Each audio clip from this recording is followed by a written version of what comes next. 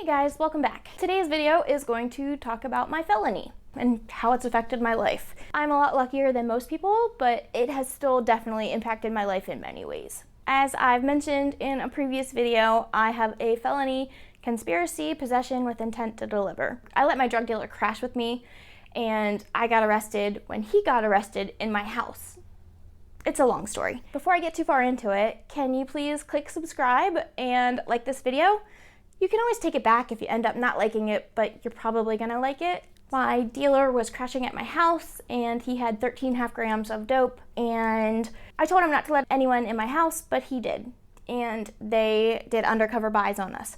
So my sentence was an intermediate punishment program sentence, which is IPP for short. I had to do 7.5 months of work release in the county jail, 3 months of house arrest, and 5 years of parole. This felony has really made life difficult at times. I have been denied for so many jobs. Even still recently, I've been denied because of my felony. It's unreal how much that thing will hold you back. I've been denied jobs at Walmart and Target, both of which I got through the application and the first interview and was going into the hiring process when I was asked about a background check.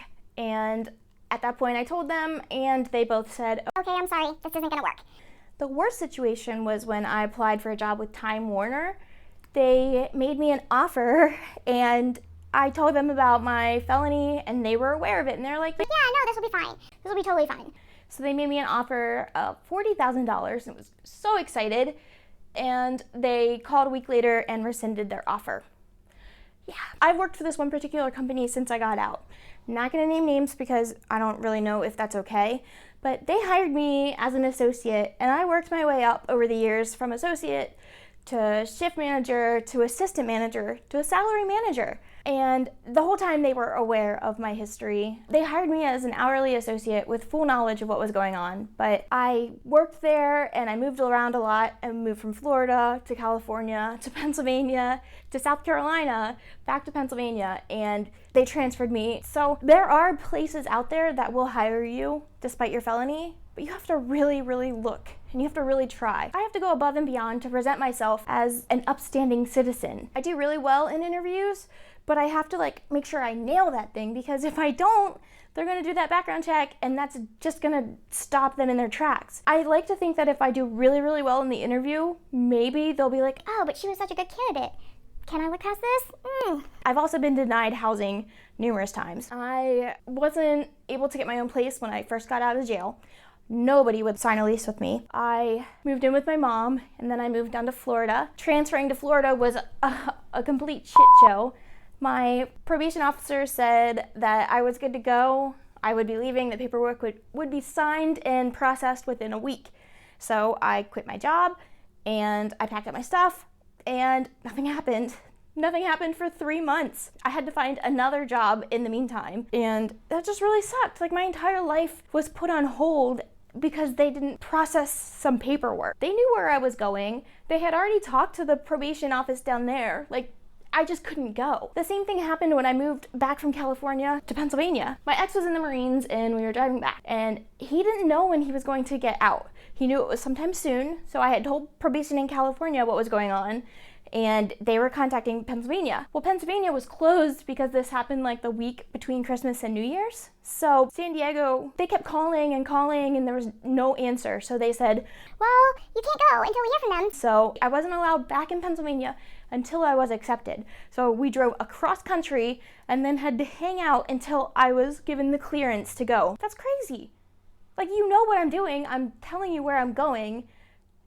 Anyway, I've also had my father-in-law denied housing because of me. When my ex was getting out of the Marines, like I said, it was a very quick process and sudden. My father-in-law said that we could come and live with him. So he applied for some housing and he put my name on an application, and we all got denied. They told me that it's a 7-year waiting period. So after that time period, I think I had 2 years left at that point. I had 2 years left because I was getting off probation in July. But it's just crazy. Why do we make it so hard for these people to rebuild their lives? These people, as in me, as in myself. Why is it so difficult? If I'm trying and contributing and working and paying my taxes, Another thing that happened was I was not able to vote in Florida because of felon disenfranchisement. Felon disenfranchisement. It's a big word.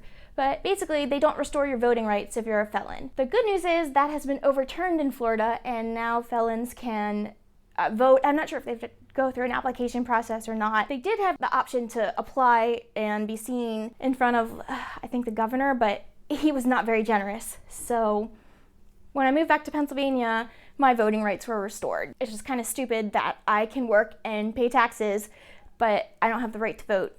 But everyone has their own opinions about this. A lot of people think that felons should never get their right to vote back. I think that the point of going to jail and being on probation, that's your punishment.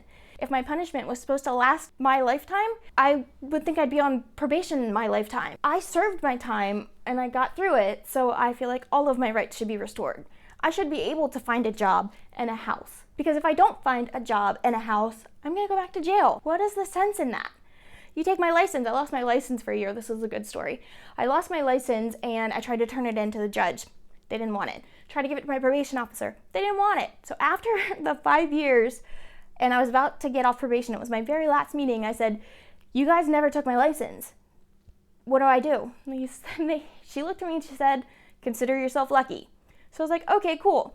Life is good. Eventually I moved to South Carolina and got notice that my county back in Pennsylvania realized they had not been taking people's licenses for like 10 years or something. So they took thousands of licenses back. People had served their time, been off probation, and all of a sudden the DMV is like, "Oh, we made a mistake. You were supposed to lose your license 7 years ago." So they took it for an entire year. They wouldn't even let you pay a fine to get out of it. They actually made you give up your license. I think that it's important for people to remember that felons are still people. I was an addict and I made a stupid choice, but that's not who I am now. I'm about to graduate with my bachelor's degree. I have a home, I have a son, I have a happy family, but I'm still paying for that decision I made back then. I don't know, 10 years is a long time. 10 years since I've been a piece of crap, but it doesn't really matter because I'm still labeled a felon and I'll be a felon for the rest of my life. I wish that people would remember that we're human. We all make mistakes. That's all I have for today's video. Let me know in the comments if you're a felon. I'll see you in the next video.